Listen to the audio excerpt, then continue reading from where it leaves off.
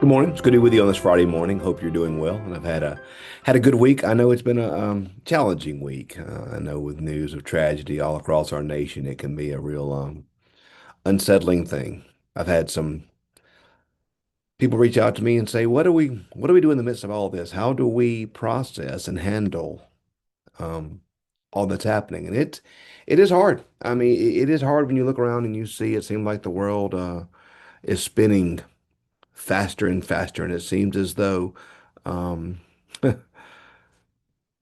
people are losing their mind sometimes. I told somebody, I said, one of the best things we can do is probably just get off social media and stop doom scrolling because you get on social and you scroll and you scroll and you scroll and you see how bad things are and it makes you anxious and makes you worse. And we realize that there are things happening out in the world that we can't control that raise our anxiety and raise our concerns and raise our worries. And so I think one of the best things we can do in times like this is realize what we can and can't control, what we can and can't do. And I don't have a lot of control over what happens outside of my context. I don't have a lot of control over what's happening in the world. I don't have a lot of control always in my life. You know, there's things out in my life that I can't always control, but I can control how I respond. I can control if I respond to things happening with my worst impulses or with my best impulses. I can control if I allow things to be handled in a way that is life-giving and good, or if I focus on what is bad. What did Paul say? Whatever is good, noble, and pure, my brothers and sisters, think on these things. Do I think on things that are good, or do I think on things that are bad? And then do I live out things that are good, or do I live out things that are bad? Um, that's that's what we can control. If we focus on what we can't control, that's where we feel paralysis. That's where we feel anxiety. So what can you do today? How can you make your sandbox, the place in the world you find yourself, how can you make that a better place? How can you work to do what's right in your context? That kind of leads in, I think, well to our passage today. Today we're seeing the return of the 70 after Jesus sent them out for mission. So let's read Luke 10, verses 17 through 20. The 70 returned with joy, saying, Lord, in your name, even the demons submit to us. He said to them, I'll watch Satan fall from heaven like a flash of lightning.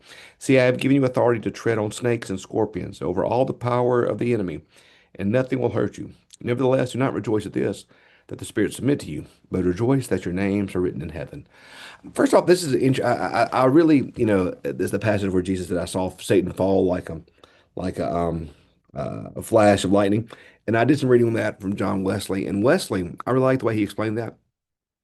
He said Jesus saw the kingdom of Satan fall when the 70 went out and did ministry and did what Jesus had commanded them to do. Their work and their effort caused the kingdom of Satan to fall. And I think that's a good reminder that the kingdom of Satan will fall. The evil of this world will cease. Evil will be defeated in God's time. So that's a good and important reminder for us that evil doesn't win, and that when these 70 went and did the work that Jesus Christ had commanded them to do, the kingdom of Satan began to fall. So likewise, when we go out and we do the good that Jesus commands us to do, this kingdom of Satan begins to fall. So understand that what you do in your life, the things you're doing, do make a real difference in the battle of good and evil. And doing good is not always as dramatic as we'd like for it to be. We often want battles for good to be seen almost like in cosmic cage match style. I've joked a lot in sermons recently that we want spiritual warfare to be spiritual cosplay, where we're, WrestleMania against the devil. And sometimes fighting evil is just loving our children and pointing them to a better way, modeling for them what faith looks like. Um, Loving our neighbor, picking up trash, being nice to the checkout girl at Walmart, being nice to your servers, when you go to restaurants, those things, just those little things. So when we are living out the gospel in those ways, Satan falls. So that's a good news to that's something good for us to consider and ponder. But then let's really focus on what Jesus said though. He said, "Don't rejoice that you've seen these things. Don't rejoice that you've seen these things happen. No, no, no. That's not where you rejoice. Rejoice that your name's written in heaven. That's what you rejoice about." So Jesus frames it for us in this way. Where's your identity found? What is it that's driving you and making you who you are? What is that? Is it the successes and the victories that you have that you attain? Or is it where your true identity is found, which is in Jesus Christ? Where is it? What defines you? What defines you? It is so easy, friends.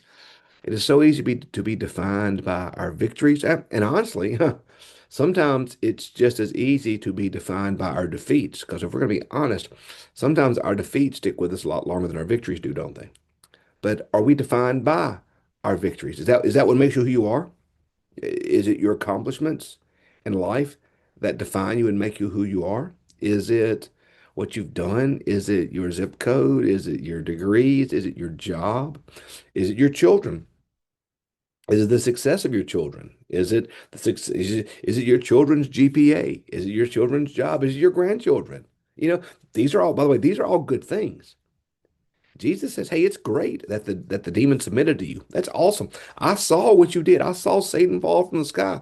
So these are not bad things. Jesus is not saying that doing good and seeing the kingdom of Satan fall, he's not saying that's a bad thing at all. Quite the opposite. He rejoices in it. He says, if you're really going to rejoice, if you're really going to rejoice, rejoice that your name is written in heaven.